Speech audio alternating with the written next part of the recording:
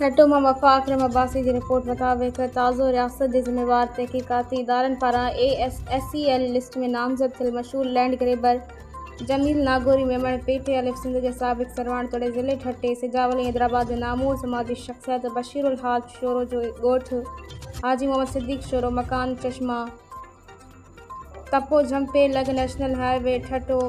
Hyderabad road ते क़ाइम 100 एकड़ जाबलू ज़मीन फबाइण खां सवाइ कोहिस्तान 7 भाङे 1 जे 1000 एकड़ खां वधीक जाबलू ज़मीन ते गैर क़ानूनी कब्ज़ो ऐं वालार कंदे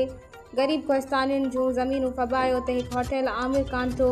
सब्ज़ चांहि पत्ती जे कारखाने समेत ॿी गैर क़ानूनी अॾावत पिणु क़ाइमु करे छॾी आहे। कोहिस्तानी इलाइक़े ओंगर लग विलेज हाजी मोहम्मद सिद्दीक़ शोरो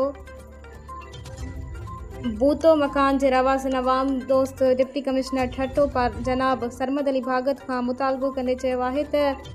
कोहिस्तान में खुली कचहरी सॾाए ज़मीन जी माप कराए ॿिन्ही धुरियुनि खे विहारे ज़मीन जे असल मालिकनि खे संदनि ज़मीनूं ॾियारींदे 1884 खां सरकारी तौर ते अलाट थियल खेट नंबर 4 ऐं खेट नंबर 5 ताईं खां वेंदे आसपास जे समूरनि कोहिस्तानी ज़मीनुनि जा खाता री-राइट कंदे कब्ज़ा माफ़िया जमील नागौरी मेमण जे कब्ज़े खे हेठि आयल ज़मीनूं हक़दार ग़रीब कोहिस्तानियुनि जे ॾियारे साणनि इंसाफ़ खे वञे।